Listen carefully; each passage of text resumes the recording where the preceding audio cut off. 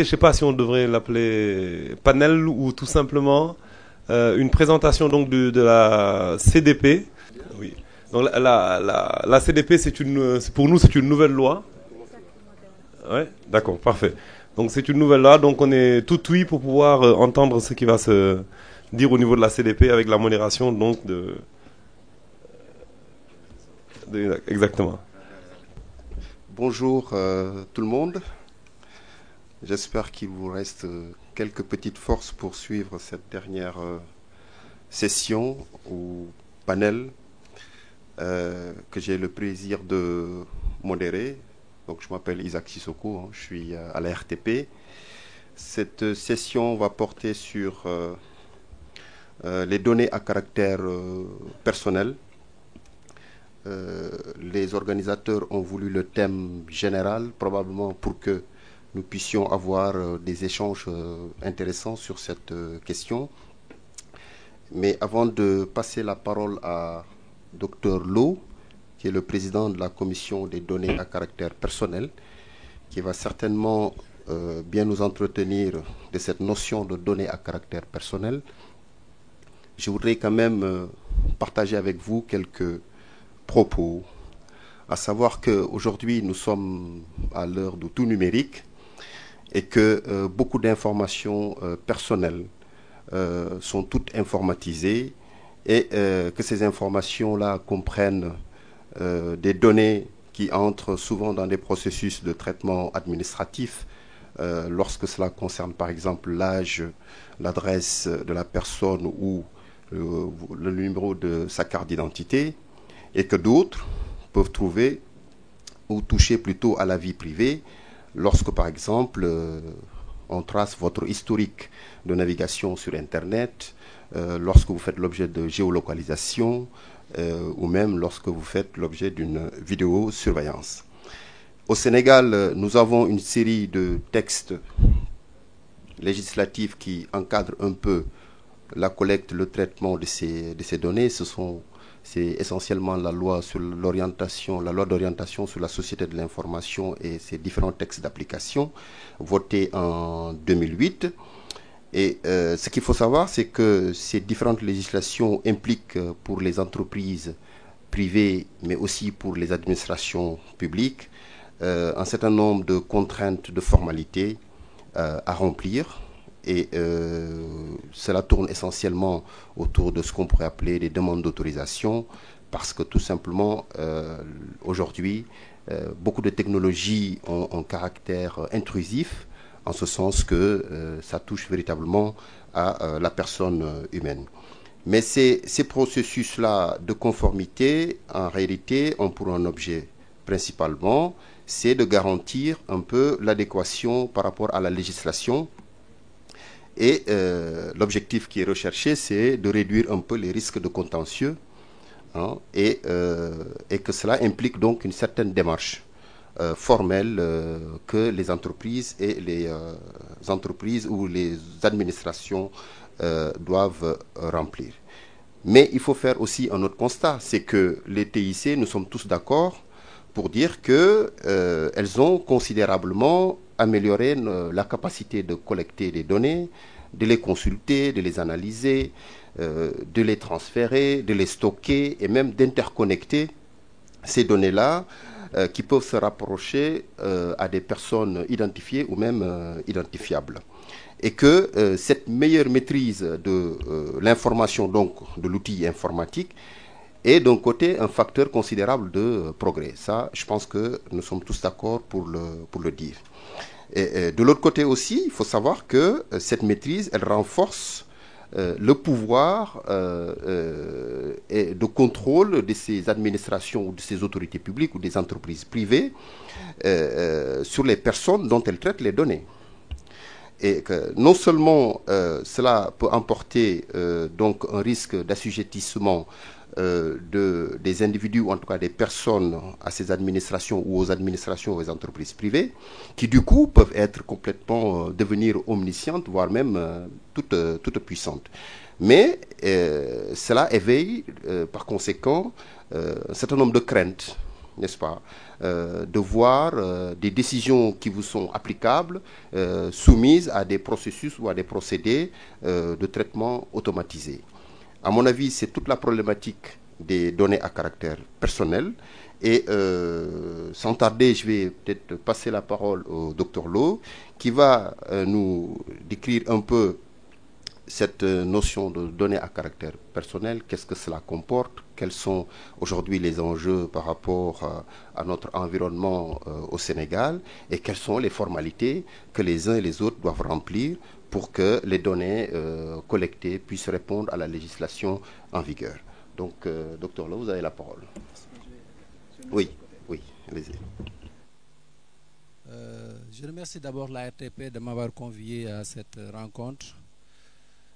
Donc, je suis là pour vous présenter le cadre de protection des données personnelles au Sénégal. Donc, je vous propose une petite présentation sur le contexte de cette protection sous 5 points, très rapidement. Le premier, donc, je vais aborder le contexte de la protection de manière générale des données personnelles. Le deuxième, je vous parlerai du cadre normatif au Sénégal en faisant une petite instruction sur le contenu. Mais je mettrai l'accent surtout sur votre métier en tant que SVA. Je vous donnerai également quelques informations sur la CDP, c'est-à-dire le cadre institutionnel qui a été mis en place par le législateur. Et je m'arrêterai un peu sur les obligations qui pèsent sur les fournisseurs de services à valeur ajoutée. Et après, je terminerai, parce qu'il faut toujours prêcher pour sa parole, comment vous allez vous conformer, je ne sais pas si vous m'entendez, parce que j'ai un écho là, de retour là. Comment vous vous conformerez avec la loi qui est prévue en ce sens. Maintenant, pour le contexte. La protection des données à caractère personnel est un principe universel. Ce n'est pas quelque chose qu'on a inventé au Sénégal. C'est universel. Tout est parti sur le plan du plan international. C'est-à-dire qu'il y a une déclaration universelle des droits de l'homme qui pose à son article 12 l'interdiction de s'immiscer dans la vie privée des personnes.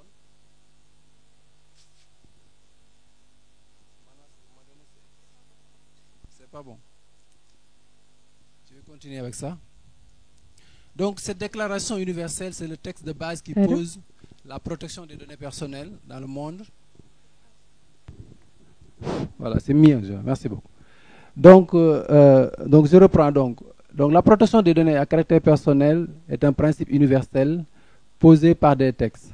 Le premier texte à citer, c'est la Déclaration universelle qui interdit l'immixtion dans la vie privée des gens.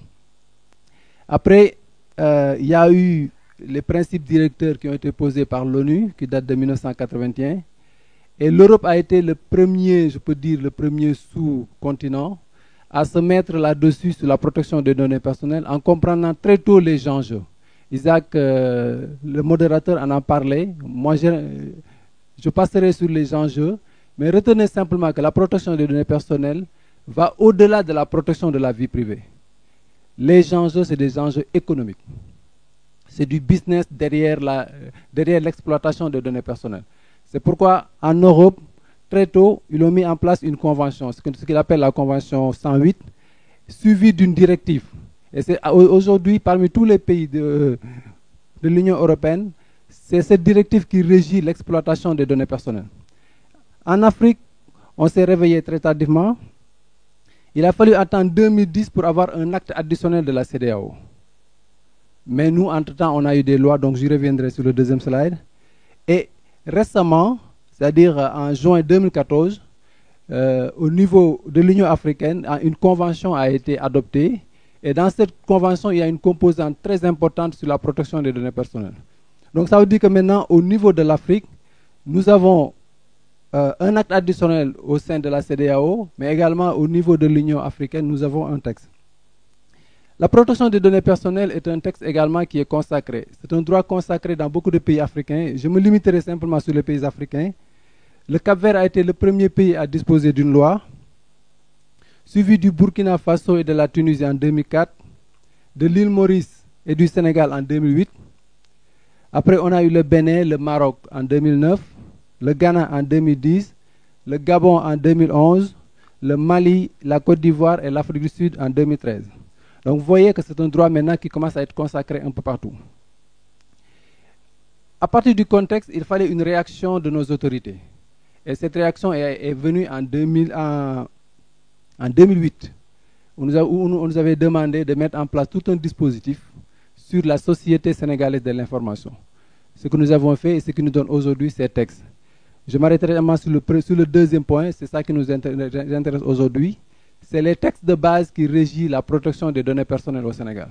Il y a la loi de 2008, il y a son décret d'application, il y a le décret portant nomination des membres de la commission des données personnelles, et récemment, il y a une circulaire portant désignation des points focaux au sein des ministères. Parce que la particularité avec la loi sénégalaise, c'est que nous gérons aussi bien le secteur public que le secteur privé, ce qui n'est pas le cas dans beaucoup de pays. Maintenant, le cadre normatif. Et là, on va essayer de rentrer un peu sur le contenu pour vous donner quelques éléments de réponse. Je commencerai par les concepts. Le premier concept, et c'est le plus important, c'est qu'est-ce qu'on attend par une donnée à caractère personnel. Et une donnée à caractère personnel est une information qui concerne une personne physique. Ça aussi, chaque fois on nous pose la question, on dit, est-ce que les personnes morales sont concernées par la loi? Non, nous gérons que les personnes physiques. Donc c'est une information concernant une personne physique qui permet de l'identifier directement ou indirectement. Directement, c'est quand c'est le nom, le prénom, etc., l'âge, etc. Indirectement, quand il s'agit des numéros de téléphone, numéros de véhicule, la géolocalisation, on en parlait tout à l'heure, etc. Donc c'est toute information qui permet d'identifier une personne. C'est ça qu'on appelle une donnée à caractère personnel. Donc dès l'instant qu'il y a collecte de cette information, la CDP est concernée. La deuxième définition que je voulais partager avec vous concerne le responsable de traitement. Qui est responsable de traitement dans le cadre de cette loi? C'est toute personne physique ou morale. Par contre, là, on prend tous les personnes morales. Ou privée, ou tout organisme, association qui, seul ou conjointement avec d'autres, prend la décision. Dès l'instant que vous décidez de collecter des données personnelles, vous êtes responsable. Et c'est sur vous que pèse l'obligation déclarative devant la CDP. Parce que la loi dit que celui qui collecte les données personnelles doit en faire la déclaration. Et la déclaration incombe au responsable de traitement. Parfois, dans le cadre de notre travail, nous recevons beaucoup de demandes du genre « suis-je le responsable ou bien est-ce que c'est une autre personne ?» Je prends le cas de Securiport à l'aéroport, le service qui gère les passeports. Securiport est un prestataire technique. Mais derrière Securiport, il y a le ministère de l'Intérieur. Au moment de la déclaration de ce traitement, pendant plus de 6 mois, Securiport ne savait pas que ce n'était pas à lui de déclarer. C'était le ministère qui devait déclarer. Donc, il faut toujours faire attention aux responsables de traitement. Nous, c'est le responsable qui nous intéresse, ce n'est pas le prestataire derrière. Je peux donner un autre exemple. Les sociétés de transfert d'argent, c'est la même chose. Les sociétés offrent un service technique, mais derrière, il y a une autre société. Donc, c'est le responsable qui doit déclarer. Autre définition, c'est ce qu'on appelle un traitement. Parce que vous pouvez vous poser la question de savoir c'est quoi un traitement, à quoi ça consiste. Donc, le traitement, c'est toute opération, ensemble d'opérations ou procédés qui s'appliquent à des données personnelles. C'est-à-dire c'est toutes les manipulations possibles sur les données personnelles. Que ce soit la collecte, que ce soit le traitement, que ce soit la modification, que ce soit le transfert, l'interconnexion, c'est toutes les opérations sur les données personnelles qu'on qualifie de traitement. J'ai mis également la définition de ce qu'on appelle la prospection directe parce qu'en tant que fournisseur de services à valeur ajoutée, ça peut vous intéresser. La loi définit la prospection directe comme toute sollicitation effectuée au moyen de l'envoi de messages, quel qu'en soit le support ou la nature. Que ce soit, par exemple, le mobile, que ce soit par courriel, c'est quel qu'en soit, que ce soit par téléphone, quel que soit le moyen, même par journaux et tout ça, quel que soit le moyen, c'est de la prospection directe. Donc c'est une définition très large. Ça permet de faire face à certaines pratiques. J'y reviendrai plus tard.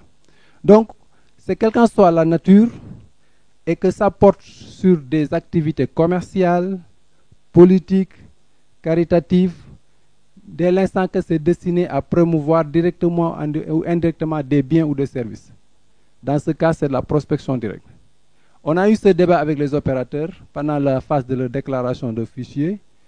La question était de savoir, est-ce que leur produit à eux, quand ils nous envoient un SMS pour nous dire il y a promotion ou non, est-ce que ce service, c'est de la promotion? Est-ce que c'est de la prospection directe? On les a dit oui, parce que c'est des services, c'est à but commercial.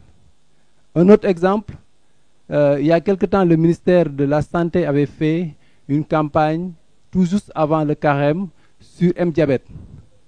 Ça, c'est de la prospection caritative, ainsi de suite. Donc, dès l'instant que ça porte sur de la promotion, c'est de la prospection directe. Dernière définition, le service, ce qu'on appelle le service à distance. C'est une définition qui a été insérée dans la loi sur les données personnelles qui vise toute prestation de service à valeur ajoutée s'appuyant sur des télécommunications ou sur l'informatique. Donc là, on va au-delà même de ce qui est prévu. C'est-à-dire que là, on essaie d'encadrer tout de suite les activités sur le numérique. Donc j'en ai fini avec les définitions. On va parler maintenant des principes, des droits et des obligations.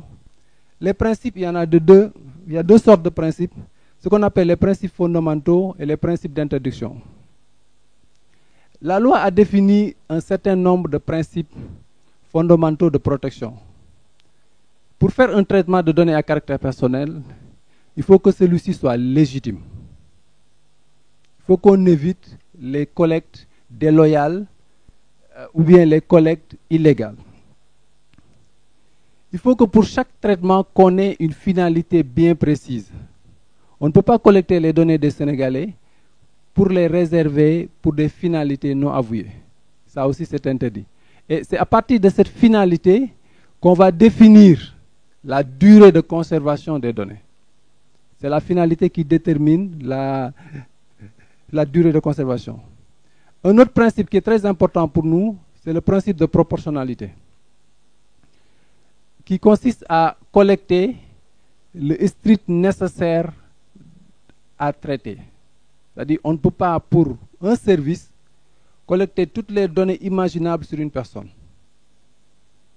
Ça aussi, c'est interdit. Un autre exemple, pour un service, par exemple, pour mettre de la biométrie dans un local, on n'a pas besoin de collecter les 10 doigts de la personne, ou bien les 5 doigts. Peut-être 2, ça suffit. Donc c'est ça qu'on appelle le principe. Donc dans les déclarations, nous vérifions qu'il n'y ait pas de distorsion par rapport aux données collectées. Donc j'en ai parlé de la durée. Une donnée à caractère personnel a une durée de vie bien déterminée.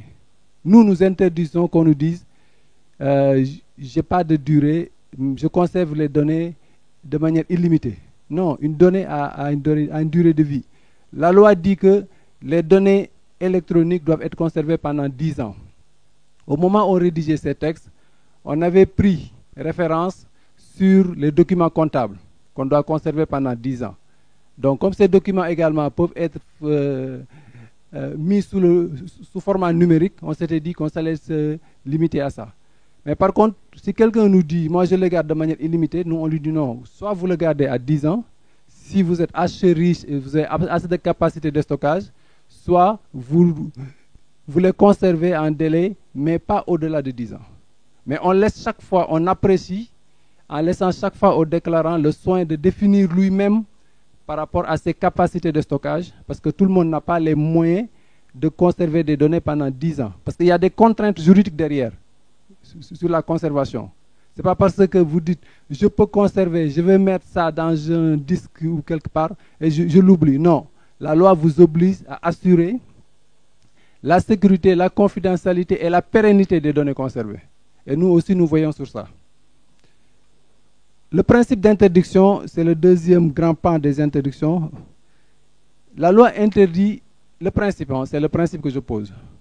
La collecte et le traitement de certaines données sensibles. Par exemple, c'est les données de santé. Ce n'est pas n'importe qui peut se lever et commencer à traiter des données de santé. Aujourd'hui, à la CDP, nous avons beaucoup de dossiers qui tournent sur les données de santé, que ce soit auprès des laboratoires d'analyse. Aujourd'hui, nous tous, nous allons dans les labos, mais on ne se préoccupe pas après de nos résultats, de la compilation des résultats. Un labo peut le soir dire, j'ai 500 Sénégalais atteints de tel type de diabète. J'ai 500 Sénégalais atteints de telle ou telle pathologie. Et ces informations sont prisées pour les laboratoires, pour les laboratoires de médicaments. Selon cette information, ils peuvent créer un médicament avec le droit de propriété derrière, exclusivement pour les Sénégalais. Donc ça veut dire, du coup, à partir de cette information qui sort des labos, on donne à un laboratoire la possibilité d'avoir la même mise sur les santé des Sénégalais. Alors que cette information devrait revenir à l'État qui devra définir sa politique sanitaire à partir de là. Donc, nous, on ne se préoccupe pas de ça. C'est-à-dire, quand je dis nous, c'est nous qui allons dans ces labos, on ne se préoccupe pas de ça. Mais c'est une préoccupation pour nous. Il y a les données biométriques qu'on considère comme très sensibles. Également, là aussi, la loi a imposé un degré de sécurité également. Ce n'est pas n'importe qui peut collecter les données biométriques des Sénégalais. En cas de transfert de données à l'étranger, là aussi, il y a des contraintes à respecter avant de les faire. Mais ça, c'est les principes. La loi a posé les principes, mais également des exceptions. Parce que quand on dit que les données de santé ne peuvent pas être collectées, ça ne veut pas dire que personne ne doit les collecter. Non. Il y a d'autres organismes qui sont habilités à le faire. Les droits des personnes, il y a le droit à l'information qui est très important. Avant qu'on collecte vos données personnelles, il faut qu'on vous donne l'information du pourquoi et du comment.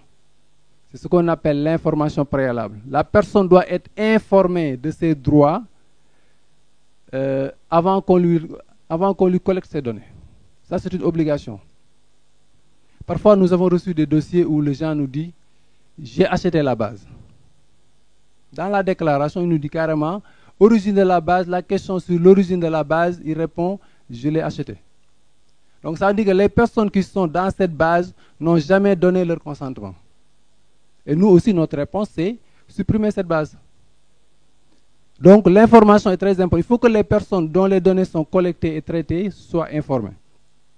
Il y a le droit d'accès qui signifie qu'à un moment donné, je peux saisir un opérateur de télécom, je peux saisir une banque, je peux saisir un laboratoire en leur demandant de me faire une copie des données me concernant à leur possession. C'est ce qu'on appelle le droit d'accès. Et il y a l'obligation de répondre également. Le droit d'opposition et de rectification, que c'est normal. Il y a un droit d'opposition sur lequel nous nous battons et qui va être mis très bientôt en pratique, c'est par rapport aux SMS. La loi dit que, et j'y reviendrai tout à l'heure en parlant des SVA, le droit d'opposition, je prends seulement cet exemple, il y en a d'autres. Hein.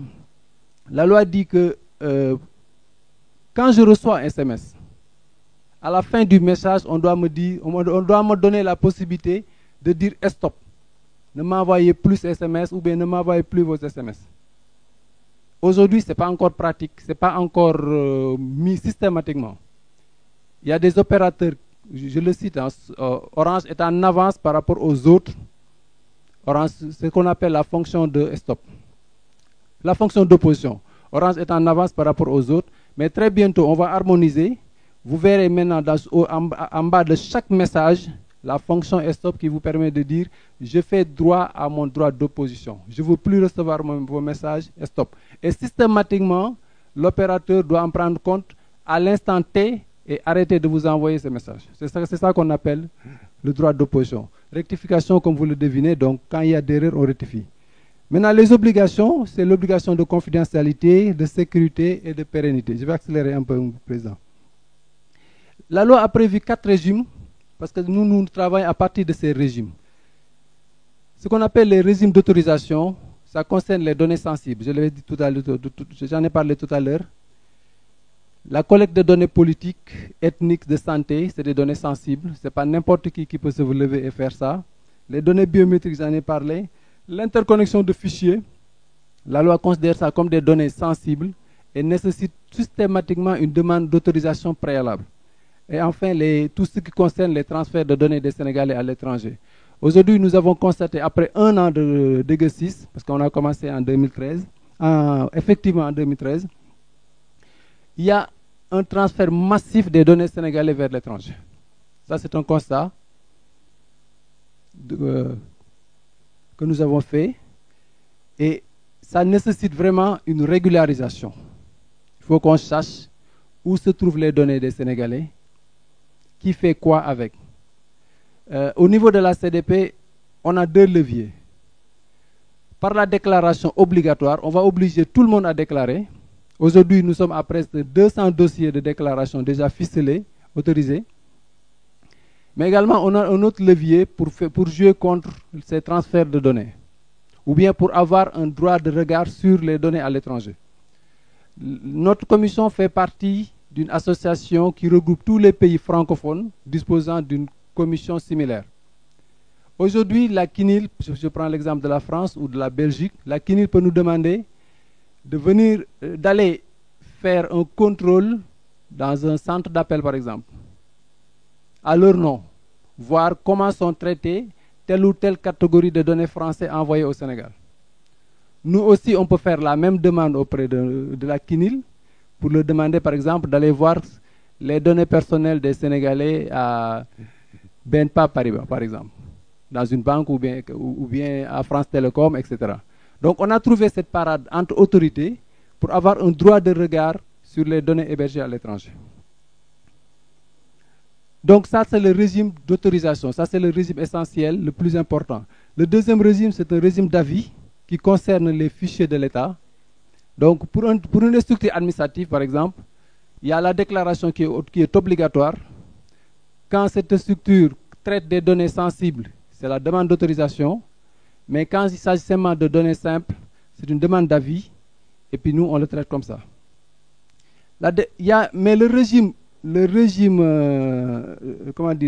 droit commun, c'est la déclaration. Si vous ne traitez pas des données sensibles, si vous ne faites pas de transfert de données vers l'étranger, si vous n'interconnectez pas les données, vous ne faites qu'une déclaration à la CDP. C'est une simple déclaration. Et enfin, le régime de dispense, tout n'est pas déclarable chez nous, sinon on ne s'en sortirait pas. Parce que ça veut dire que si tout était déclarable, vous devez même nous déclarer votre répertoire personnel, téléphonique personnel. Non, ça vous ne le déclarez pas. On ne nous déclare pas, par exemple, les fiches de présence des réunions, c'est des collectes de données personnelles. Parce qu'on prend le nom, le prénom, le numéro de téléphone, l'email. Qu'est-ce qu'il y a de plus personnel que ça? Mais ça, on ne le déclare pas à une condition, que ces données ne soient pas transmises à des tiers. Si ces données sont destinées à être transmises à des tiers, il faut le déclarer à la CDP. Parce que vous êtes en train de violer la vie privée des gens qui sont, par exemple, sur la liste de présence. Donc, c'est la seule condition. Très rapidement, 3 mots sur le cadre institutionnel de la CDP. Quelle est notre composition? La CDP est composée de 11 membres. 3 représentants nommés par le président de la République, un représentant du Parlement, 2 représentants de la Cour suprême, un représentant du patronat, un de l'ordre des avocats, un des organisations de défense des droits de l'homme, le DG de la DIE, plus un commissaire du gouvernement. Ce sont les 11 membres de la commission. Ce sont ces 11 membres qui ont été nommés par décret par le président. Seul le président exerce une mission à temps plein. Tous les autres viennent en session. Nous organisons 2 sessions par mois. Donc ça veut dire que mon équipe, mes services ne font que de l'instruction. On instruit les dossiers, on l'inscrit à l'ordre du jour des différentes sessions et c'est de manière collégiale que nous prenons nos décisions. Nous avons le pouvoir d'auditionner des gens et avant de prendre des décisions. Donc, c'est le collège de la session qui décide. Ce n'est pas le président de la CDP qui décide. Sur nos missions, 4 missions, on a un rôle d'informer et de conseiller. Ma présence aujourd'hui fait partie de ce premier point. Mais également, la deuxième mission, c'est de promouvoir la culture de la transparence. Beaucoup de gens nous considèrent comme des empêcheurs de tourner en rond parce qu'on est venu comme un régulateur. Et il y avait une pratique qui est là, c'est-à-dire l'utilisation sans retenue des données personnelles des Sénégalais. Maintenant, on est sur le marché, on leur dit, écoutez, vous ne pouvez plus faire ce que vous faisiez. Mais on est là également pour promouvoir la culture de la transparence. Il faut que les gens voient la protection des données personnelles comme un plus. Ce n'est pas un frein. Je donne seulement un exemple. Le fait d'avoir les récépissés de la CDP, c'est un élément marketing pour une entreprise. Je donne le cas d'un hôtel. À la veille de la francophonie, cet hôtel a tout fait. Déjà, il a déposé son dossier très tardivement, mais il a tout fait pour qu'on lui délivre son récépissé. Parce que parmi ses clients participant au sommet, il y avait certains qui exigeaient, qui voulaient savoir est-ce que cet hôtel, cet établissement, avait procédé aux déclarations, aux formalités déclaratives devant la CDP. Parce que eux, c'était des Canadiens, pour ne pas les citer, eux, ils tiennent à la protection de leurs données personnelles. Ils ne voulaient pas descendre, aller dans un hôtel qui n'avait pas fait ces déclarations devant l'autorité de protection des données personnelles. Parce qu'ils craignaient que leurs données soient utilisées d'une autre manière. Donc c'est un plus, ce n'est pas une contrainte, ce n'est pas un handicap. Donc nous sommes là pour dire aux gens, soyez transparents dans l'utilisation des données personnelles des Sénégalais. Vous allez voir, les gens vont avoir plus confiance en vous. Parce que moi, si mon banquier, je suis sûr que mon banquier veille sur mes données personnelles. Mais je ne suis pas sûr qu'il ne les utilise pas pour autre chose. Mais si mon banquier est transparent là-dessus, je n'aurai pas de problème de confiance avec. Donc c'est comme ça que nous voyons la protection des données personnelles. Nous sommes là pour protéger contre les abus. Donc nous le constatons tous les jours. Et notre travail quotidien consiste à dire aux gens, soyez conformes avec la loi. Quels sont nos pouvoirs? Nous avons un pouvoir d'avertir, de mettre en demeure, d'autoriser un retrait d'une autorisation qui a été accordée. Nous avons également le pouvoir de faire des amendes, de prononcer des amendes de 1 million à 100 millions. Et nous avons également le pouvoir d'informer le procureur de la République.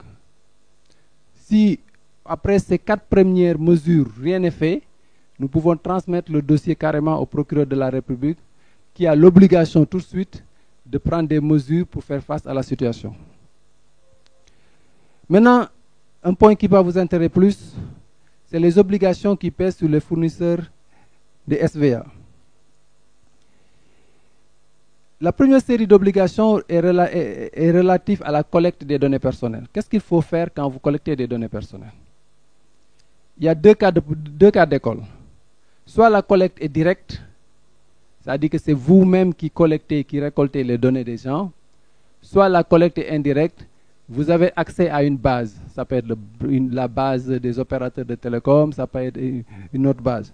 Sur le premier cas, il faut savoir que les personnes destinataires de vos services doivent consentir expressément à recevoir par SMS ou autre vos services.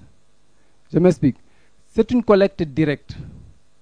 La loi vous demande de requérir le consentement des personnes concernées. Donc au moment de collecter, comme c'est vous qui collectez, demandez aux personnes concernées de vous autoriser, de vous donner leur consentement. C'est très facile. La loi n'exige pas. Sur les modalités, la loi n'en parle pas.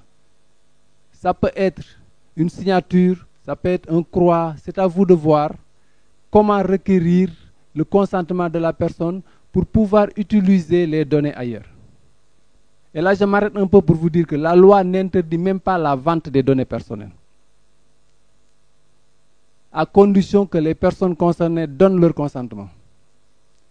Si aujourd'hui je faisais passer une feuille en disant « Donnez-moi vos noms, vos pronoms, vos numéros de téléphone, vos emails, mais je vais les vendre. » Si vous me dites « Ok, j'accorde, je peux faire ce que je veux, parce que j'ai votre consentement. » Donc, dans le cadre d'une collecte directe, vous pouvez poser la question sur l'utilisation ultérieure des données. Si vous avez le feu vert, ok, vous pouvez faire ce que vous voulez. Pardon, vous pouvez faire ce que vous voulez. Maintenant, dans l'autre cas, c'est une collecte indirecte. Vous avez accès à une base qui est déjà constituée. Là, le fournisseur doit déclarer la base à la CDP avant d'adresser des messages d'offres de services. Je m'explique. Vous avez accès à une base qui est constituée par une tierce personne. Et vous voulez l'utiliser. Vous déclarez la base si elle vous appartient à la CDP. Dans la déclaration, nous allons vérifier est-ce que c'est légitime ou ce n'est pas légitime. Et une fois que c'est fait, maintenant on vous donne la possibilité de pouvoir l'utiliser. Donc c'est comme ça qu'il faut faire par rapport au deuxième cas. Mais c'est le récépissé de la CDP qui vaut autorisation. Ce n'est pas parce que vous avez déposé à la CDP que le lendemain vous pouvez commencer. Non. Il faut attendre le récépissé. Mais comme on est bien organisé, de sorte qu'on a 2 sessions par mois, il y a de fortes chances que dans un délai de 15 jours, vous aurez votre réponse. Et aussi bien pour la collecte directe que pour la collecte indirecte, il y a toujours le droit d'opposition qui revient. Ça, c'est indispensable, ce droit d'opposition. Il faut toujours le permettre aux gens de l'exercer. Deuxième catégorie d'obligations, elles sont relatives à l'utilisation de la base de données maintenant. C'était là-bas, le premier cas, c'était la collecte. Mais maintenant, dans quel cas on va utiliser les bases de données? Pour l'utilisation de la base de données, prenons le premier cas, c'est des bases détenues par des partenaires. Par exemple, un fournisseur de SVA qui veut utiliser la base de données de Sonatel ou bien d'un autre opérateur. Le fournisseur ne peut utiliser les données de personnes ne peut utiliser que les données des personnes ayant expressément consenti. Je m'explique, vous voulez vendre, je ne sais pas quoi, du riz, je ne sais pas quoi. Vous dites à un opérateur de vous extraire de sa base centrale une sous-base, mais il faut que déjà que les gens qui sont sous cette sous-base aient donné leur consentement.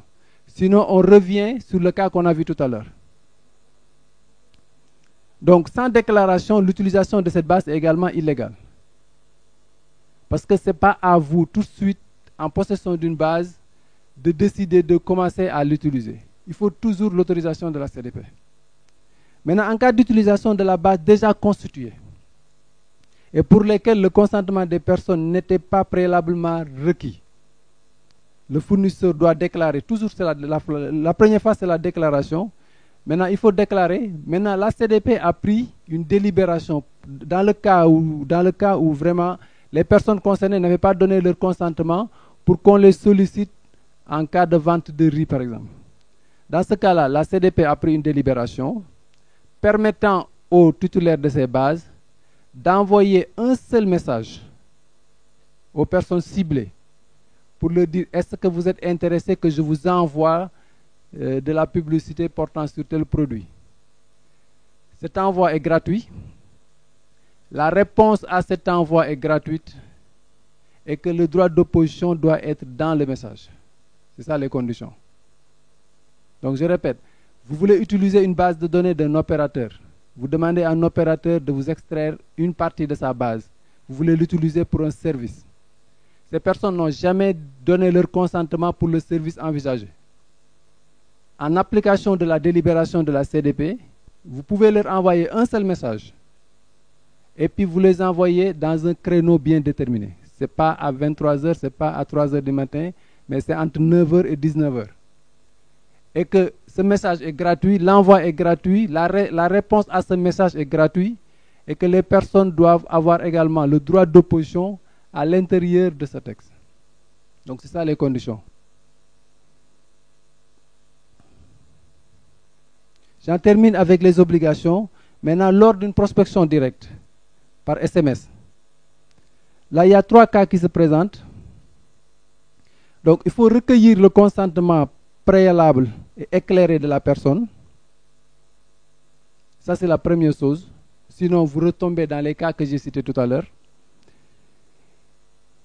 Le deuxième point est très important. En décembre 2013, quand on commençait notre boulot, on avait constaté que beaucoup de SMS, c'était des numéros courts, tout simplement. La loi interdit cette pratique. Il faut que dès réception du message, qu'on arrive à savoir que c'est qui est l'expéditeur de ce message. Les numéros courts non identifiés sont interdits par la loi. Il faut que dès réception, qu'on sache qui vous a envoyé ce message. Si ça vous intéresse, vous ouvrez. Si ça ne vous intéresse pas, vous supprimez. Si vous ne voulez plus le recevoir, vous l'ouvrez, vous appuyez sur la fonction stop et c'est définitivement arrêté. Également, donc, le dernier point, c'est le droit d'opposition qui est gratuit. Par exemple, si pour faire arrêter une prospection directe, vous devez payer, ça c'est illégal. On ne peut pas faire payer l'exercice du droit d'opposition. Maintenant, dernière partie de cette présentation, c'est comment se conformer. Et pour ça, donc, je vous décris très rapidement la démarche à suivre. Il faut recenser auprès de vos structures les fichiers, bases de données et systèmes d'information contenant des données à caractère personnel. Donc, fichier, on sait ce que c'est, tout le monde sait, base de données, on sait. Système d'information, dans le système d'information, nous mettons dedans la vidéosurveillance. On a récemment sorti des communiqués demandant aux gens de venir procéder aux déclarations de leur système de vidéo. On met dedans également les systèmes de badge, le système de géolocalisation. Tout à l'heure, j'ai beaucoup aimé la discussion qu'il y avait eu ici, mais ça m'a fait tic, parce que vouloir vendre, vouloir livrer un service, aller jusqu'à la géolocalisation de la personne, ça, je suis sûr et certain que moi, j'attends ce dossier à la CDP. Parce que ça m'a fait tic, parce que le fait de géolocaliser une personne, et que ça permet également de pouvoir, avec un petit travail, on géolocalise tout son entourage. Déjà, nous, les dossiers que nous avons sur la géolocalisation, ça nous pose problème. J'attends avec impatience ce dossier. Donc dans les systèmes, donc, nous avons la vidéosurveillance, les badges, la géolocalisation, j'en ai parlé. Il me manque un troisième élément que j'ai oublié. Après recenser tous ces fichiers bases de données, maintenant, il faut relever les traitements sensibles. C'est à partir de ces traitements sensibles que nous allons vous conseiller pour dire, remplissez tel ou tel formulaire. Est-ce que vous allez remplir un formulaire de déclaration, de demande d'autorisation, etc. Il faut identifier maintenant après les régimes applicables. C'est les demandes d'autorisation ou de déclaration normale. Et enfin, il faut remplir les formulaires. C'est très simple à remplir. Nous avons même mis en place des systèmes d'appui, d'aide au remplissage, soit en ligne. Les gens n'ont pas besoin de venir jusqu'à la CDP. Il suffit simplement de prendre contact avec nous. On vous dira quel est le formulaire à télécharger, à remplir. Et puis vous nous l'envoyez par mail. On le pointe ensemble. On échange là-dessus. Après, vous le téléchargez, vous le signez, vous le scannez, vous nous l'envoyez. Vous n'avez même pas besoin de venir à la CDP. Donc tout ça peut se faire en ligne. On peut même vous délivrer votre récépissé en ligne. Et pour terminer, donc, je m'arrête un peu sur un petit mot qui est très important. La procédure, elle est purement déclarative. La CDP ne collecte pas vos données. Il y a des gens, quand on leur dit déclarer, ils pensent qu'ils vont prendre toutes leurs données et venir les déposer à la CDP. Non, ce n'est pas ça. Déclarez-nous dans un formulaire la finalité du traitement que vous êtes en train de faire, les catégories de données concernées, les personnes concernées, le lieu de stockage, les mesures de sécurité qui sont appliquées sur le système. Voilà. Ces informations nous permettent d'avoir un suivi sur ce que vous êtes en train de faire. Donc la procédure elle est purement déclarative. Le fournisseur de services à valeur ajoutée a des raisons légitimes. Je l'avais dit au début, ce n'est pas interdit de travailler sur les données personnelles des Sénégalais.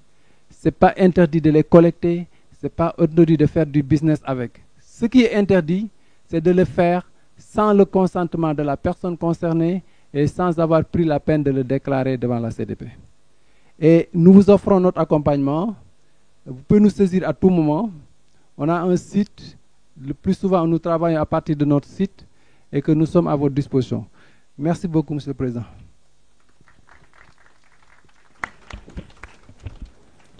Merci, Monsieur le Président, pour votre brillante présentation.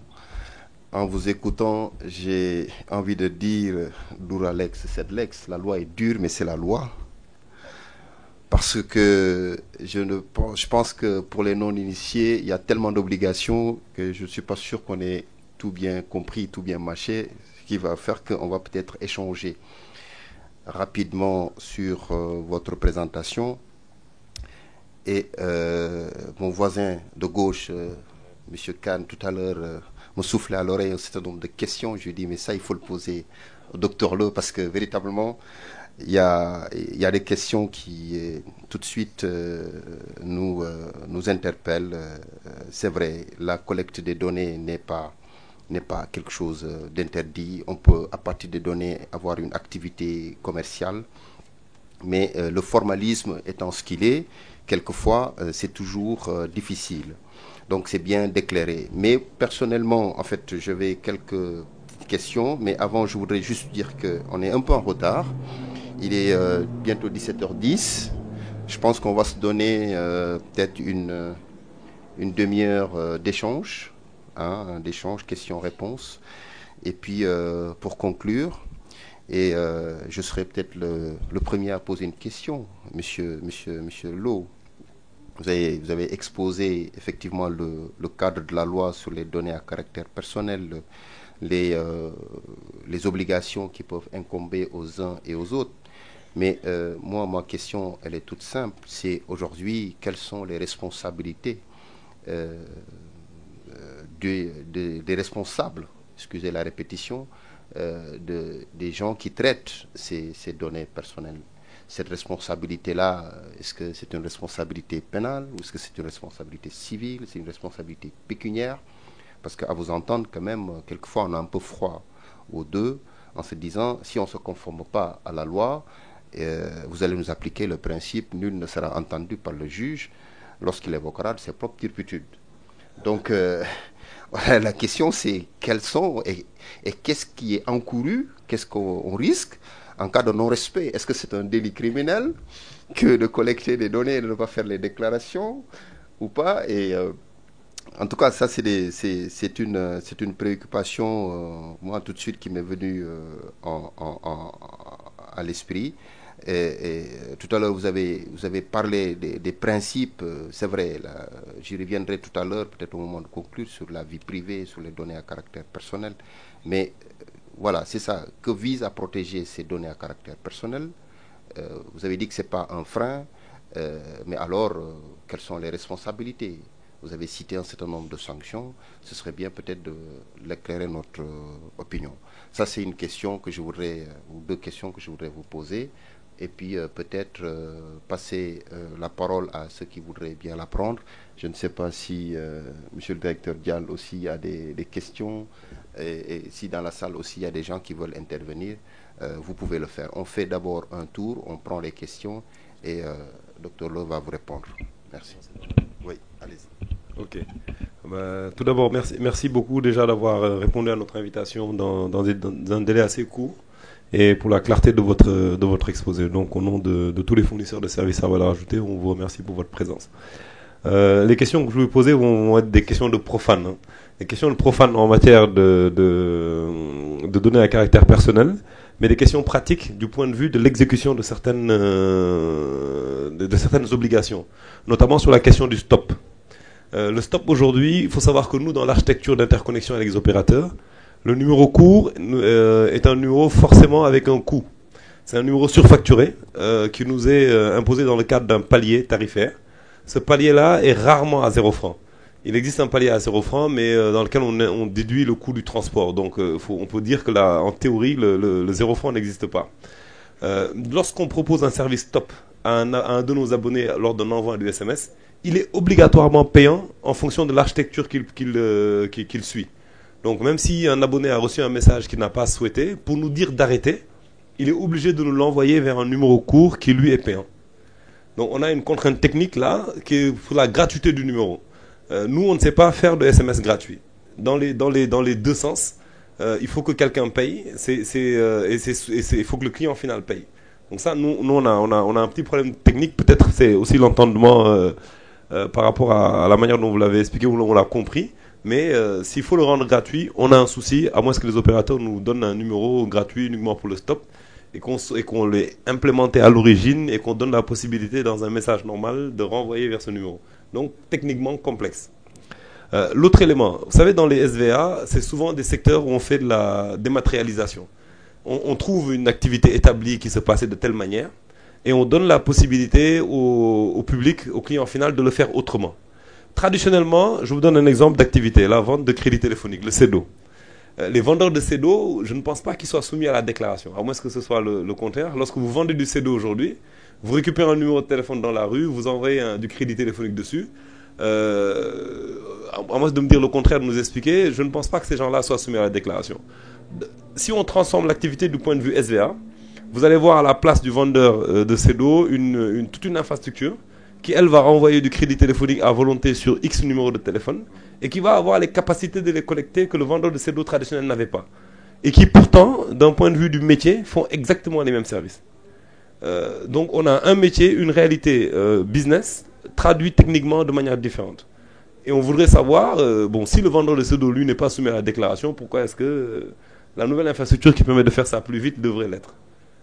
Voilà globalement. Et au fait, ces deux questions-là, je pense que si les fournisseurs d'SVA allaient vraiment dans le détail, on en aura d'autres questions de cette même nature qui parfois montrent des difficultés techniques à exécuter ce que nous venons de voir à l'instant. Voilà. Merci. Merci pour ces questions. Est-ce que, oui, il y a des personnes dans la salle qui voudraient peut-être poser des questions? Adama Sow. Et puis, Monsieur Lee, membre du collège. Adama Sow, je suis responsable du département digital du groupe Futur Média, Youssou Ndour Head Office. Ce que je voudrais juste dire, c'est... Ça a trait au... Quelqu'un l'a dit, je pense que c'était Manel tout à l'heure. C'est dommage que le support audiovisuel n'a pas été très pris en compte depuis ce matin sur les problématiques, d'autant plus que les médias audiovisuels constituent aujourd'hui l'un des principaux supports de certains services à valeur ajoutée. Et nous, à Futur Média, à travers TFM et RFM, ce qui a fait même qu'on a créé un petit bureau qui s'appelle le bureau des services à valeur ajoutée. Nous sommes, je pense, le seul organe au Sénégal qui a ce bureau. Donc nous travaillons avec les fournisseurs de ces services-là au quotidien. Mais c'est ça qui fait que j'interpelle le docteur Lo, parce que dans les médias, nous utilisons beaucoup les serveurs vocaux. C'est vraiment l'une des principales sources d'ailleurs de revenus aujourd'hui de la plupart des chaînes de télévision et de radio. Le SMS voting, mais surtout la préoccupation et la question c'est dans 10 jours on va basculer au numérique pour les télévisions d'ici le 31 décembre au Sénégal. Et ce basculement, malheureusement, les fournisseurs de services à valeur ajoutée n'ont pas beaucoup peut-être anticipé sur ce qui va nous tomber sur la tête. Notamment avec la technologie qui va venir avec les décodeurs, qui est la technologie HBB TV, que certains connaissent, qui va faire de l'interactivité. La télécommande maintenant devient l'outil de commande pour le e-commerce, le banking et n'importe quel autre service derrière. En tout cas, l'interface sera ici au Sénégal. En plus de la télévision connectée qui est déjà là. Donc ça va complexifier davantage, n'est-ce pas, les services à valeur ajoutée, en tout cas qui utilisent la télévision elle-même, cette nouvelle télévision, avec cette nouvelle interface. Donc ma question est, sachant que la plupart des gens dans d'autres continents ont modélisé cette télécommande-là, où vous envoyez à la droite en bas de l'écran une question au téléspectateur dans son salon, mais c'est sa télécommande qui fait office de oui, non, réponse, d'accord, envoyé, non, je commande pas, etc. Donc, et derrière cette histoire-là, il y a toute l'histoire du big data, des métadonnées qui sont recueillies chez les téléspectateurs, dans les familles et n'importe qui utilise cette télévision connectée avec l'interface HBB TV. Qu'est-ce qu'on fait? Est-ce qu'aujourd'hui, vous, les professionnels qui travaillent sur les services à valeur ajoutée, vous avez anticipé sur les nouveaux usages qui arrivent au mois de janvier, par exemple pour le Sénégal, ou bien au niveau de la CDP, aujourd'hui, qu'est-ce qu'on fait avec cette nouvelle complexification? Vous voyez, donc c'est un enjeu qui n'est pas très pris en compte ici. Bon, j'ai vu récemment, j'ai écrit un article malheureusement qu'on n'a pas publié. Bon, je l'ai retiré au dernier moment sur l'Observateur et GFM. Je disais que Orange, par exemple, a lancé quelque chose qui est sur les panneaux. Hein. Je ne sais pas si la dame d'Orange est là, l'équipe de Adama Sidibé, est-ce qu'ils sont toujours là? J'ai vu quelque chose quand même qui m'a paru un peu dangereux de ce point de vue-là aussi. C'est les inscriptions dièse 1, 2, 3, inscrivez-vous pour gagner des points. Mais derrière, je pense que cette compétition autour des données, des big data. Et en plus, c'est relayé dans les télévisions. Donc, je donne un petit contexte sur des aspects qu'on ne perçoit pas nous en tant qu'usagers, mais qui impactent derrière un business. Peut-être que nous, on n'a pas encore maîtrisé. Ma question est, par rapport au passage numérique, fournisseurs et CDP, quelles sont les dispositions qui peuvent être prises pour davantage, n'est-ce pas, réussir en tout cas la protection qui est l'ultime, la finalité de ce travail sur les données personnelles. Je vous remercie. Je m'excuse d'être long, hein, Président. Monsieur Lee. Merci beaucoup, Dr Le, pour votre brillante présentation. Je pense que c'est des éléments qui méritent d'être vraiment connus et puis des définitions simples que vous avez apportées quant au qu'est-ce qu'une donnée personnelle, qu'est-ce qu'on en fait, jusqu'où on peut en aller, quelles sont les réserves qu'on doit avoir. Je fais un peu une analogie par rapport à ce qui est fait en France, par exemple. Quand vous recrutez quelqu'un, il vient vous voir la première journée, vous lui donnez son contrat et vous lui donnez des clauses dans le respect des données personnelles que vous vous engagez en tant qu'employeur à respecter. Ma question, c'est de dire, est-ce qu'au Sénégal, on a eu à faire ce genre de choses? Parce que toutes les données qui sont collectées par l'employeur ne sont pas forcément communiquées à l'employé, et que c'est des données qui les employeurs eux-mêmes et les entreprises peuvent donner à des tiers sans se rendre compte, parce que ils se rendent pas compte par ignorance, ou qu'ils peuvent monnayer de manière simple, vendre, ou en tout cas ma préoccupation c'est aujourd'hui au niveau de la commission, c'est de faire, si ce n'est pas fait, une communication large à l'ensemble des employeurs, que ce soit la fonction publique, que ce soit les employeurs privés, que ce soit n'importe quel employeur, qu'ils soient au courant et qu'ils sachent ce qui pourrait peser, comme l'a dit tout à l'heure M. Sissoko. Nul n'est censé ignorer la loi, mais il faudrait aussi aider les gens vers la connaissance actuelle de ce qu'ils encourent par rapport à la négligence ou à la méconnaissance, ou simplement un tripatouillage des données, simplement par ignorance, ou en tout cas, voilà la préoccupation, quoi. C'est de votre bureau, en tout cas de la CDP. Faudrait-il pas faire une large communication aux différents acteurs qui puissent être amenés à utiliser ces genres d'informations et ces genres de données? Je vous remercie. Derrière, maintenant, il y a... Je ne sais pas qui c'est. Bonjour. Je suis à d'autres pour féliciter Dr Le pour sa brillante présentation sur la protection des données personnelles.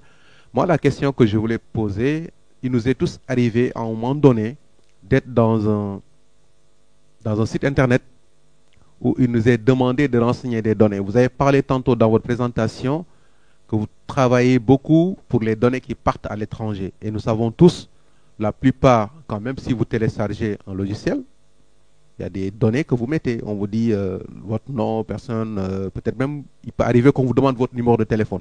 Et en bas, il y a toujours que vous pouvez cocher pour dire que j'accepte ou quelque chose comme ça. Aujourd'hui, dans quel cadre la CDP pourrait retracer ces données-là? Parce que c'est quand même très important. J'imagine que chacun d'entre nous est une fois rentré. Je ne parle pas des réseaux sociaux, de Facebook, Twitter. Il y a des données personnelles qui sont dedans. Aujourd'hui, on ne sait pas à quelle fin ces données sont utilisées. On ne sait pas. On ne sait pas si c'est de l'intelligence économique derrière. On ne sait pas si c'est de la lutte contre... je ne veux pas trop avancer. Mais c'est qu'aujourd'hui, on ne maîtrise pas les données que nous mettons sur la toile. Quel est le rôle aujourd'hui de la CDP dans ce cas précis? Merci. Merci. Oui, allez-y. Attendez, ce sera juste après vous. Oui, voilà. Merci, monsieur. Merci d'abord et merci beaucoup à monsieur Lo de sa présentation. Et enfin même aussi que cette commission ait vu le jour, parce qu'en réalité c'est une commission qui est au fait, c'est la loi au fait de 2008. Donc maintenant que cette commission ait vu le jour, donc au moins donc c'est une félicitation donc à monsieur Lo. Mes questions au fait feront accès à un peu sur les champs d'application de cette commission. On avait listé 17 plus de c'est une quinzaine de questions qui ont été listées sur les services à distance par exemple. On dit par exemple que c'est toute prestation de service à valeur ajoutée s'appuyant sur les télécoms et ou sur l'informatique, visant à permettre de manière interactive et à distance à une personne physique ou morale, publique ou privée. Alors, il nous est arrivé quand même de donner un communiqué à la RTP, parce qu'il était question à un moment donné que la Sonatel donnait des SMS indésirables à certains consommateurs. Et ces SMS étaient destinés parfois à arnaquer même ces consommateurs-là. Et lorsque on avait saisi la RTP, malheureusement, la RTP a comme technique de ne pas répondre aux associations de consommateurs. Malgré toutes les questions, malgré tous les problèmes qui sont soulevés et qui viennent à la RTP par courrier physique, la RTP ne donne même pas à répondre aux associations de consommateurs. Par exemple, pour ces genres de questions-là, est-ce que les associations de consommateurs devraient, par exemple, pour ces genres de problèmes, saisir la commission ou bien continuer toujours de saisir une autorité qui ne les répond pas? Ma deuxième question, ce sera en fait sur les postes. Tantôt les consommateurs disaient qu'il y avait des colis qui sont ouverts. Donc, qu'est-ce que la CDP fera par exemple? Est-ce que par exemple en fait, les associations consuméristes peuvent saisir la CDP sur ces genres de cas? Parce que quand même ce sont des cas qui sont récurrents. Et sur les télécoms, avec les SMS, on va parfois, très souvent, on nous serve des SMS qui sont indésirables. Et sur tantôt sur votre discours, vous avez dit qu'il y a des possibilités pour écrire stop. Donc nous vous encourageons quand même pour qu'au moins ces stops-là soient un stop gratuit. Parce qu'on n'aimerait pas aussi que ces stops-là soient un stop qui nous coûte cher, parce que le consommateur ne cesse quand même avec les opérateurs de saisir des contre-coups. Et pour terminer, pour les serveurs vocaux, j'aimerais bien le dire quand même, parce que quand même, on remarque de plus en plus, maintenant au Sénégal, tout ce qu'on essaie de faire, c'est de transformer les consommateurs en des parieurs. Donc ça, maintenant c'est la règle. Donc, est-ce que par exemple, cette pratique de transformer les consommateurs, les dignes consommateurs qui ne demandent rien, qui ne font que travailler, mais on les incite maintenant à gagner des voitures, gagner des moutons, gagner des quoi. Et in fine, derrière tout ça, on ne dit même pas le coût. Donc, qu'est-ce que la Commission entend apporter comme solution? Et quels sont aussi, pour terminer, quels sont vos moyens techniques que vous disposez pour pouvoir mener à bien votre combat? Je vous remercie. Merci, monsieur. On va peut-être prendre une dernière question, juste une dernière question, et puis après, peut-être monsieur, on viendra après. Excusez-moi, juste, le monsieur qui vient de parler, c'est qui? Vous pouvez présenter? Monsieur? D'accord, monsieur Dien. Monsieur Ndiaye, merci. Association des consommateurs. Monsieur, allez-y. Merci, monsieur. Je suis monsieur Mamoudou Cham. Je suis membre de ADN. En même temps aussi, je suis gérant d'une petite PME, fournisseur de SVA. Bon, moi, vraiment, tout d'abord, je félicite monsieur Lo. Vraiment, je crois qu'il s'est bien battu pour mettre en place cette commission. Donc, la loi a été votée depuis 2008. Bon, ok. Bon, là, moi, j'ai quelques préoccupations parce que la commission, dans les missions de la commission, c'est de la CDP, on a bien vu que dans ses prérogatives, il y avait la cybercriminalité et la cryptologie. Bon, je ne sais pas si ça rentre dans vos domaines de compétences, mais c'était dans le slide que vous avez passé. Ok, donc peut-être bon, donc c'est bon. Mais donc je passe donc les deux questions, parce que j'avais des questions sur la cybercriminalité. Qu'est-ce qui est vos relations avec la convention de Budapest qui a été signée par le Sénégal? Ok, donc et aussi sur le niveau de chiffrement autorisé au Sénégal. Bon, mais comme ça ne rentre pas dans vos domaines, c'est bon. Maintenant, j'avais une proposition à faire ou bien une contribution sur la prospection directe. Bon, là, je crois que vraiment la loi dans sa rigueur, elle est trop stricte et ça va constituer un frein. Parce que je pense que, par exemple, quand il faut, par exemple, faire de la prospection commerciale, d'abord, envoyer un SMS à la personne intéressée pour qu'il donne son accord en retour pour qu'on puisse continuer la prospection. Bon, je crois qu'il y a des choses à revoir sur ce plan. Donc, on peut effectivement contrôler et aussi avoir le consentement de la personne du prospect, mais aussi, par exemple, certaines rigueurs de la loi, je crois qu'il y a des choses à revoir. Merci. Merci, Monsieur Diagne. Avant de passer la parole à Dr Le, président, pour répondre à toutes ces questions, il y a beaucoup de questions. Je voudrais juste dire à l'attention de Monsieur Ndiaye de l'association des consommateurs que véritablement, s'il y a une correspondance qui a été adressée à la RTP à laquelle vous n'avez pas eu de réponse, je crois que vous connaissez très bien la RTP, vous connaissez les personnes qui s'occupent de ces questions-là. Nous avons une cellule consommateur. Je pense que vous êtes en contact avec ces cellules consommateurs.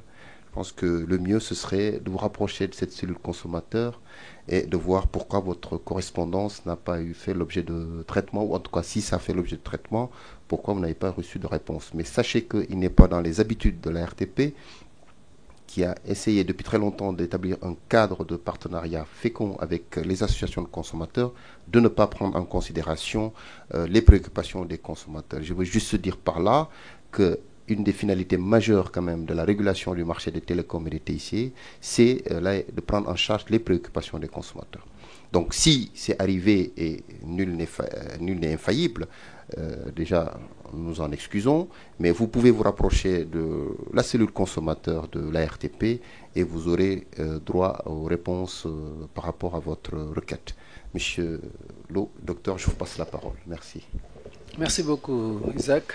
Donc, plusieurs questions. Je remercie déjà ceux qui ont posé des questions, ceux qui ont resté jusqu'à ce moment. Je commencerai par votre question, Isaac. C'est par rapport à la responsabilité. Effectivement, il y a des sanctions qui sont prévues dans la loi, des sanctions pécuniaires, j'en ai parlé tout à l'heure, 1 million, 100 millions, des sanctions administratives, retrait, interdiction de traiter, etc. Donc vraiment, nous avons un panel de sanctions.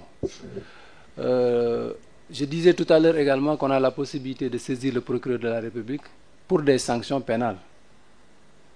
Là, ce sera maintenant sous l'égide du procureur. Pour une raison très simple, on avait mis ces dispositions dans la loi en se rendant compte d'une pratique. Celui qui est malhonnête se donnera toujours les moyens pour contourner la loi. La CDP ne pouvait pas aller au-delà des 100 millions à l'époque. Je parle de 2008, on était en 2008. On est en 2008, on était en train de réfléchir quelle est la sanction pécuniaire à mettre dans cette loi. On s'est arrêté à 2 millions en se disant que vraiment, si on sanctionne une structure à hauteur de 100 millions, on lui portera vraiment préjudice. Mais maintenant, on est en 2014. L'évolution technologique aidant, une société peut décider de dire, moi, je préfère avoir la sanction de 100 millions parce que le service que j'ai mis en place me rapporte beaucoup plus. La CDP aura les mains liées. C'est pourquoi on avait rajouté dans les dispositions de la loi cette information au procureur, qui lui a la possibilité maintenant de prononcer des sanctions pénales.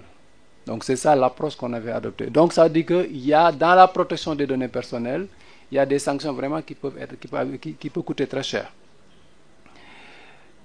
Concernant la fonction stop, un numéro court, l'inexistence d'un numéro court non payant, si. La CDP a demandé un avis formel à la RTP. par rapport au numéro court, à l'utilisation, à l'existence, à la liste des numéros courts. Et sur cette liste, il y a certains numéros qui sont gratuits. Pour une raison très simple, parce que la loi parle de réponse stop gratuit.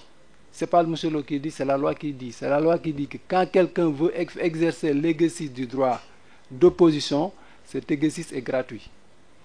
La RTP nous a répondu dans sa lettre comme quoi qu'il existe des numéros gratuits. Donc, pour se conformer à la loi, nous, à la CDP, nous demanderons à ce que vous ayez des numéros gratuits pour le numéro stop. On ne peut pas faire autrement, parce qu'on ne peut pas, nous, à la CDP, aller à l'encontre de ce qu'a prévu la loi. D'ailleurs, même les consommateurs, même les Sénégalais concernés ne l'accepteront pas du tout. Parce que nous ne sommes pas les seuls à détenir cette loi. Ils verront dans la loi que l'exercice du droit d'opposition est gratuit. Même si ça n'existait pas, même s'il n'existait pas de numéro gratuit, comme le partenariat dont parlait tout à l'heure, M. Dial, on ira dans ce sens parce que c'est la loi qui impose le numéro gratuit. Mais heureusement, il y a des numéros gratuits, il y a des numéros courts gratuits. Voilà. Donc, sur cette fonction, la réponse n'est pas technique. Vous avez une préoccupation technique, ce n'est plus technique. La réponse, elle est juridique. Voilà. Il faudra que la RTP nous donne des numéros gratuits à 0. Tout à fait. Voilà. Tout à fait. Maintenant, concernant la pratique du CEDO, nous, je le disais tout à l'heure dans ma présentation, il faut faire la distinction entre celui qui fait un traitement. Est-ce que le jeune homme qui est dans un carrefour qui fait du CEDO, est-ce qu'il fait un traitement? S'il ne fait pas du traitement, il ne déclare pas. Mais s'il fait du traitement, il déclare. Je m'explique. S'il se contente d'envoyer des crédits, mais après, il ne fait rien avec ses numéros, ce n'est pas du traitement. Je donne un autre exemple. Dans certains aéroports, il y a ce qu'on appelle les scanners corporels. Vous venez, au lieu de vous fouiller manuellement comme on faisait, on vous dit rentrez dans cette boîte, on vous scanne, vous n'avez pas de métallique sur vous, on vous laisse passer. On a eu des discussions dans notre association dont je parlais tout à l'heure avec toutes les autorités francophones de protection des données personnelles. On s'est posé la question, est-ce que c'est un traitement? C'est-à-dire, est-ce que le fait de passer, d'être scanné et de passer de l'autre côté, donc vous êtes clean, vous pouvez passer de l'autre côté, est-ce que ça c'est un traitement? Mais ce n'est pas un traitement parce que rien n'est fait, c'est une photo, on regarde, vous n'avez rien de métallique, on passe, l'image disparaît. Donc si je ramène ça dans le cadre qui nous intéresse, si quelqu'un se contente le soir, chaque fois que quelqu'un vient acheter du crédit, il prend son numéro, il envoie, mais après ça disparaît de son QI, ça disparaît ou bien il ne l'utilise pas, cette personne ne déclare pas. Donc maintenant, si vous ramenez ça maintenant sur les nouvelles technologies, dans le cadre des services à valeur ajoutée, si vous respectez toujours ce principe, vous ne traitez pas, vous déclarez. Mais par contre, si vous conservez les numéros pour en faire autre chose, pour faire un traitement derrière, vous êtes obligé de les déclarer. C'est ça que je voulais dire. Monsieur Sao, je vous remercie pour votre question qui est très pertinente. Malheureusement, je peux dire malheureusement, depuis que je suis à la CDP, on ne nous a pas associés au processus de transition vers le numérique. Alors que quand j'étais à la DIE, j'étais vraiment dans l'équipe. J'étais même, je crois que dans l'équipe, j'étais effectivement dans l'équipe juridique. Mais depuis que je suis à la CDP, je n'ai pas de nouvelles. Mais par contre, par rapport à notre métier, ce n'est pas une préoccupation. Il y a une préoccupation par rapport à la pratique qui va venir. Mais quand je parle de nos préoccupations, c'est la loi, elle est neutre. C'est-à-dire que tous nos textes, là, les textes qu'on a montrés, le principe, c'est la neutralité technologique. Nous, ce qui nous intéresse, c'est ce qui fait derrière.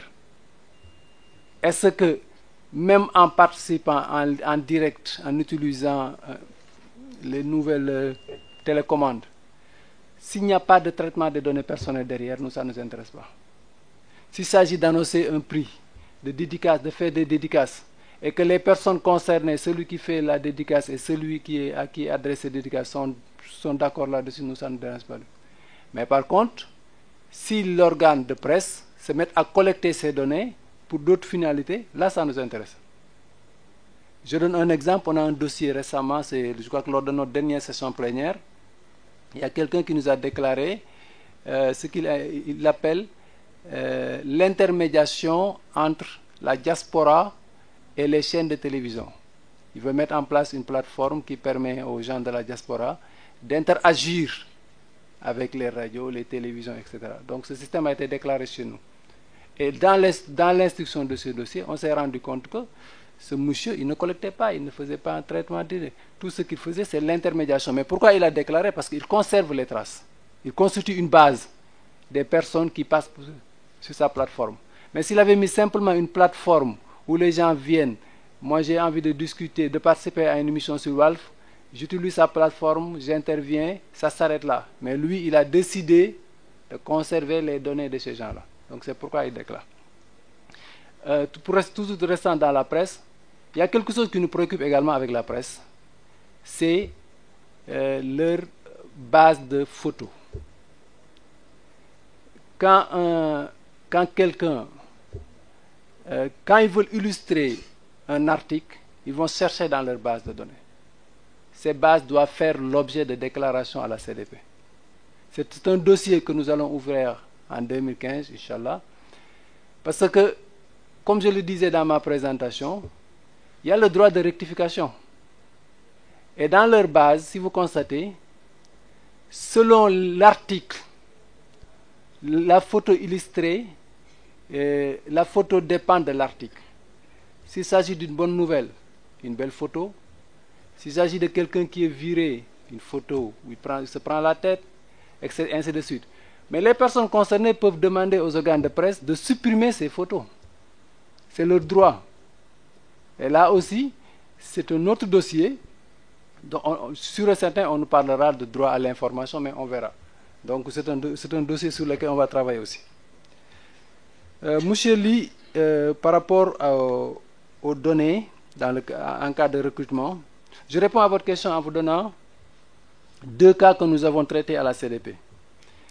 Le premier cas, c'est, vous le constatez tout le monde, maintenant c'est fini, hein, on ne le voit plus dans la presse écrite notamment, c'est le fait que quelqu'un qui quitte un emploi, quelles que soient les raisons, le lendemain on voit sa photo, son nom, son prénom, disant que telle personne ne fait plus partie du personnel, etc. Ça, nous avons jugé que c'était très grave, c'était une violation de la vie privée de la personne. Et en plus, ça fermait les portes à cette personne. Et on a écrit à tous les organes, et on a un retour, presque tous. Depuis lors, nous continuons à surveiller, mais on n'a plus vu ça sur la presse écrite. Dans aucun organe, il y a même des directeurs de publication qui nous ont appelés, qui nous disent, nous on a arrêté. Parce qu'on les a fait comprendre que c'était méchant. C'était pour faire mal. Ce n'est pas pour protéger l'entreprise, mais surtout pour bloquer la personne concernée. La deuxième illustration, c'est une plainte qu'on a reçue. À la CDP, nous recevons beaucoup de plaintes. Quelqu'un nous envoie une plainte en nous disant que j'ai fait un entretien de recrutement sur un site web, mais depuis lors, je n'arrive plus à faire enlever le site, mon CV sur ce site. On a pris les mesures qu'il faut, on a envoyé une demande d'explication à l'organe concerné. Il l'a enlevé aussitôt, lui, mais malheureusement, il y a eu le référencement des moteurs de recherche. Et il a fallu passer par Google. On a un accord avec Google qui nous permet aujourd'hui, à tout moment, de les saisir. On a même un point focal. Ils nous ont désigné un point focal à qui nous relèverons nos informations, nos demandes. Et cette personne a réussi aujourd'hui à faire enlever le CV de cette personne. Donc, pour répondre à votre question, la CDP donc, pose des actes. On est conscient des enjeux, notamment en matière de recrutement, des données relatives au cursus des personnes. Donc voilà, c'est comme ça que nous réagissons sur ce domaine.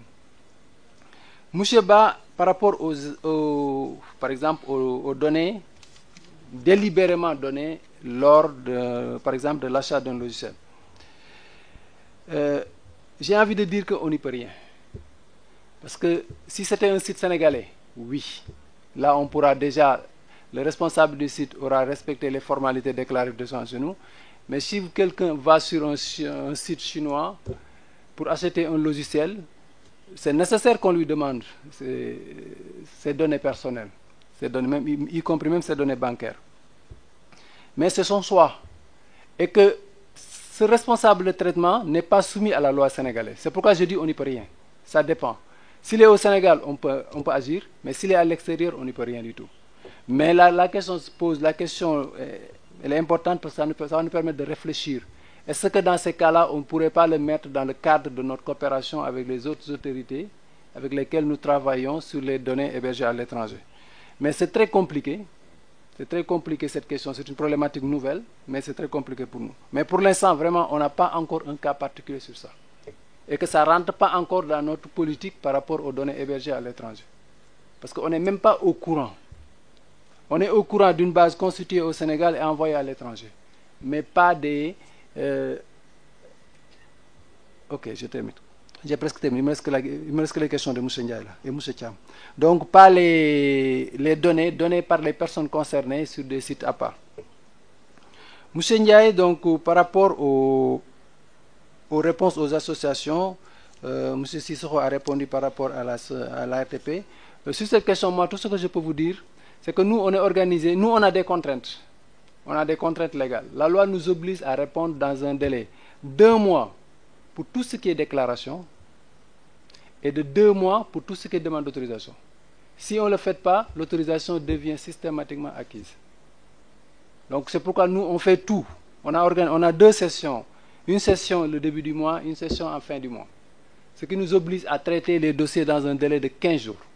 Donc, si vos adhérents ont un problème lié aux données personnelles, rien ne vous empêche de nous saisir et même aussi de saisir si l'autre composante relève de la RTP. Vous pouvez nous saisir et en même temps saisir la RTP. Mais en tout cas, nous, si vous nous saisissez, comme je l'ai décrit tout à l'heure, on a 2 sessions, début du mois, fin du mois. Il y a de fortes chances que vos dossiers soient traités dans ce créneau. Et ça, j'ai terminé. Pour les colis ouverts, ça, je vous renvoie à la poste. C'est vraiment, si ça arrive, c'est une violation de la correspondance. Ça ne relève pas de la CDP. Pour la fonction stop, j'en ai parlé, donc j'ai donné la réponse par rapport à l'exigence légale. Le fait de transformer vos membres de parieurs, etc., ça aussi, il faut savoir que si quelqu'un décide de jouer, parce qu'il faut savoir aussi, on n'oblige pas les gens à jouer. C'est une décision individuelle. D'accord, il y a l'incitation, ça peut jouer, mais la décision, elle est toujours individuelle. Donc là aussi, la CDP n'est pas compétente en la matière. Nos moyens techniques, on a 2 composantes chez nous. On a les juristes, on a les techniciens. Et on travaille de corps. La loi nous permet également de faire recours à des experts. Et là aussi, je fais appel aux experts qui sont autour de la table. Ils peuvent se rapprocher de la CDP parce que l'année prochaine, on ne fera que du contrôle. Cette année, on n'a fait que des déclarations. On n'a reçu que des déclarations. L'année prochaine, on va se déplacer sur les chutes. On va vérifier effectivement la conformité des déclarations et de ce qui se passe sur le terrain. Et là, on aura peut-être besoin d'experts. Enfin, je termine très rapidement pour M. Thiam. Donc, j'avais mis les slides par rapport à la loi sur la cryptologie et sur la cybercriminalité. C'était juste pour montrer que c'était une série de lois. Par rapport au nombre par rapport à la longueur du clé, de la clé, c'est 128 bits. Tout simplement, c'est la loi sur la cryptologie qui définit ça. Et par rapport à la convention, pour terminer, la convention de Budapest, le Sénégal n'est toujours pas membre de cette convention. On est toujours en retard, on ne sait même pas pourquoi on n'a pas encore adhéré, alors que les Européens nous ouvrent les portes de la formation de nos policiers, de nos magistrats, mais jusqu'à présent, l'adhésion n'est pas acquise. Merci beaucoup, Président. Merci, Monsieur Lo. Mais oui, vous méritez des applaudissements parce que les réponses sont claires et précises. Je ne sais pas si il y a 2 personnes qui voulaient prendre la parole, mais c'est les 2 dernières personnes. Est-ce que vous, Adama, Monsieur, vous voulez toujours poser votre question? Non. Donc, Adama, je te donne la parole. Et et Monsieur derrière, après, on va clôturer. En fait, c'est pour répondre, hein, parce que Sonatel a été interpellé. Ok, concernant les affiches. En fait, il s'agit de GS 221, GS Sargal. Et pour votre information, ça fait l'objet d'une déclaration. Monsieur Le pourrait confirmer. Donc, sur ce point-là, nous sommes en règle. La deuxième interpellation concerne les SMS arnaqueurs. Bon, je pense que pour répondre à M. Ndiaye, il est toujours là. Ce qui veut dire, hein, vous avez cité énormément l'opérateur, mais l'opérateur n'est pas à l'origine de l'envoi de ces SMS arnaqueurs. C'est le fait d'un utilisateur qui envoie des SMS pour arnaquer les clients. Et je vous informe à ce sujet, si vous avez suivi la presse, il y a eu même une descente qui a été menée à Kaolack pour éventuellement arrêter, n'est-ce pas, ces gens qui étaient à l'origine de ce trafic. Ensuite, la RTP aussi, il faut préciser, nous a appuyé. Je pense qu'il y a même un communiqué qui est passé, n'est-ce pas, à un journal officiel pour informer les gens, les sensibiliser sur éventuellement ce fait nouveau et demander aux gens d'être quand même vigilants. Alors, je pense qu'il est quand même important aussi un peu de suivre un peu l'actualité, quoi. Merci. Donc, je suis Doudou Sarr de GSI et Technologies. Donc j'ai juste deux points que je voulais voir avec vous, que vous éclairiez ma lanterne sur ces deux points-là. Donc l'un est relatif donc, au téléchargement de certaines applications, notamment sur Play Store. Donc ces applications, pour les installer, demandent donc, à accéder à certaines informations, notamment la base donc, de répertoire donc, que l'on a sur le téléphone. Est-ce que cela rentre dans votre champ donc, dans votre domaine de compétences? La seconde question est relative donc, à certains donc, fournisseurs on va dire, je vais citer Canal Horizon. Il m'est arrivé donc de recevoir plein de relances pour juste me signaler que l'abonnement arrive à échéance à telle date. Alors, moi j'ai eu à dire à, je pense c'est un opérateur qui m'appelait, un numéro privé, pour me dire donc votre abonnement arrive à telle échéance. J'ai dû lui dire, je ne vous dois rien. Donc moi, je sais que l'abonnement arrive à échéance à telle date. Je reçois des alertes donc, à la télé, donc qui me le signalent. Donc c'est pas la peine de m'appeler. Donc finalement, je ne prenais plus d'appel privé, pour vous dire. Donc est-ce que cela aussi donc, font l'objet de contrôle de votre part? Donc ce sont là les deux questions que j'avais à vous poser. Merci. Merci beaucoup, M. Sarr. Je commencerai par la deuxième en citant. Effectivement, ça c'est une pratique chez. Je ne sais pas s'ils sont là ou non, Canal. Donc c'est une pratique. Nous avons même eu traité cette semaine une plainte dans ce sens. Quelqu'un qui était même poursuivi jusqu'en Mauritanie pour ces relances. Donc on a envoyé une demande d'explication à Canal. Canal nous a répondu en disant qu'effectivement c'est eux qui faisaient cette pratique et que cette personne avait signé un contrat dans lequel il avait donné l'autorisation de l'informer à la veille de l'expiration de son contrat, mais qu'il prenait en compte la demande d'arrêter cette pratique pour cette personne. Il faut être clair. Donc cette personne a acquis l'information comme quoi que c'est fini, qu'on ne l'embêtera plus. Donc moi ce que je vous suggère, c'est de nous signaler simplement ça. Je suis déjà au courant, mais j'ai besoin simplement d'avoir plus d'informations.